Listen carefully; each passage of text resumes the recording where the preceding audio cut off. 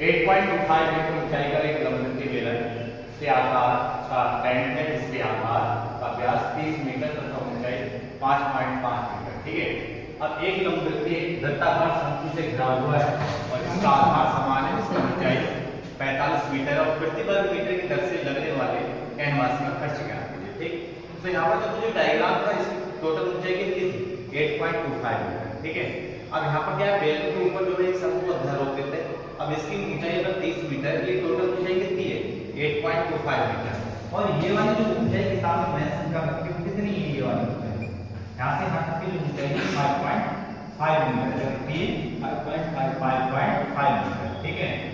अब ये वाली ऊंचाई 5.5 मीटर है और ये वाली ऊंचाई कितनी बचेगी? ये ऊंचाई बचेगी 2.75। कितनी बचेगी?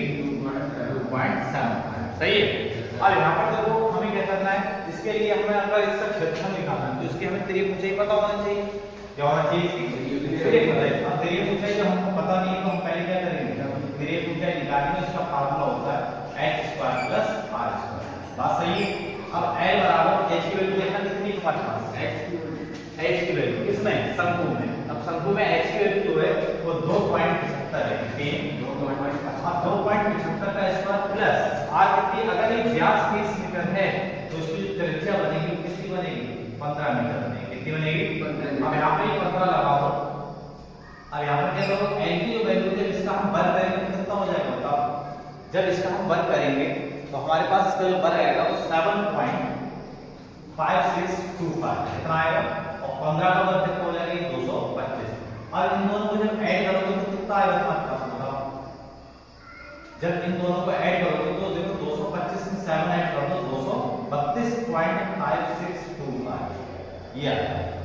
अब इसका जो वर्गमूल आएगा, इसका वर्गमूल कितना आएगा? 232.5625 का अगर हम वर्गमूल निकालते हैं तो इसका जो वर्गमूल आएगा तुम्हारा 15.25। कितना हो जाएगा ये? 15.25। ये तुम्हारा इसका स्क्वायर रूट आ गया, वो क्या है? मीटर। सही है। अब इसके बाद हमें क्या करना है, इसका कैनवास का क्षेत्रफल निकालना। अब कैनवास का क्षेत्रफल हम कैसे निकालेंगे तो देखो यहाँ पर, अब कैनवास में कौन कौन सी आकृति रखनी है हमारे पास? कैनवास में जो आकृति है हमारे पास कौन कौन सी है?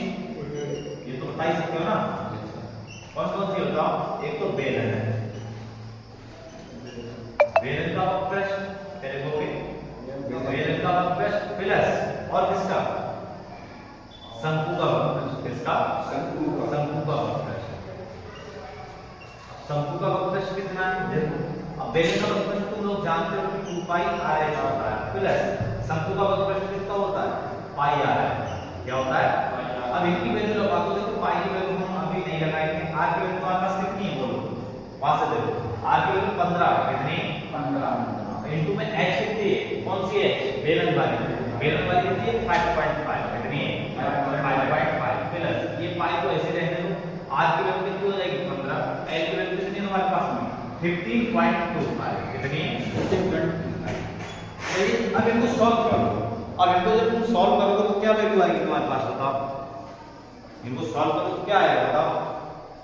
देखो 15 के बाद इससे करो, 15 दूनी कितना होगा? 30 पाई। थोड़ी बहुत तो गुणा कर ही लिया करो। प्लस ये कितनी आ जाएगी इसको? 15 पाई।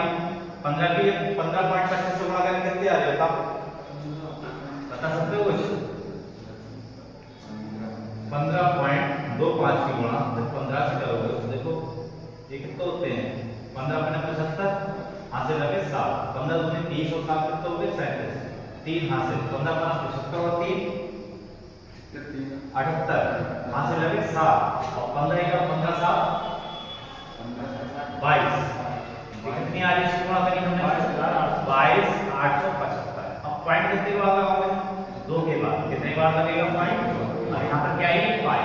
अब इसकी गुणा करो यहाँ पर, जब इसकी हम गुणा करेंगे तो देखो 0 3 × 15 3 × 15 और 1 से 16। यहाँ पॉइंट लगा दो 1 के बाद, यानी पॉइंट 0 और यहाँ पर देखो पाई 228.75 पाई। अब इन दोनों को ऐड करो। इन दोनों को देखो जब ऐड करो पॉइंट के बाद 0 कभी लिखते नहीं, इससे कोई फायदा नहीं होता। अब यहाँ पर जब जोड़ेंगे हम देखो 165 प्लस कितना? 228.75। जब तुम इनको ऐड करोगे तो कितना आ जाएगा? ये 8 और 5 13, 6 तो 8 और 1 9, 2 और 1 3, 393.75 कितना आ रहा है 393.75।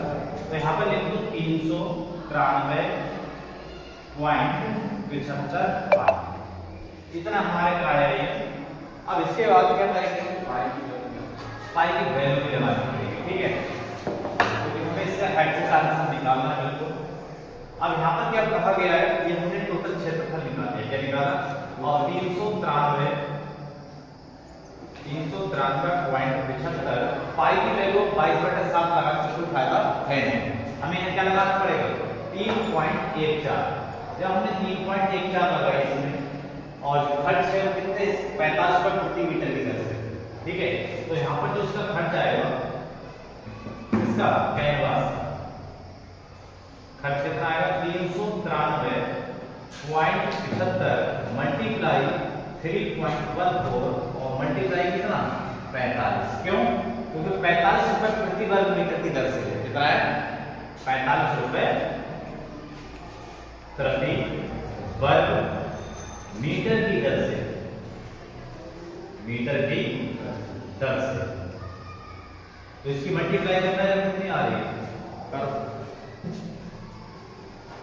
जल्दी करो, कितनी आ रही है, इसकी मल्टीप्लाई करनी है टोटल 393.75 और मल्टीप्लाई 3.14 और फिर मल्टीप्लाई 45।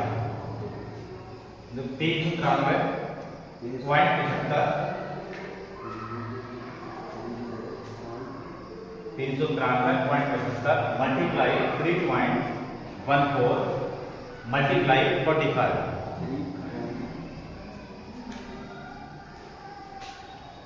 यही हमारा आंसर हो जाएगा, ठीक है।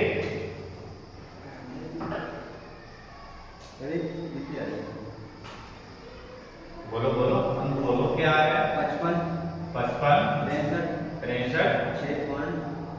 63 875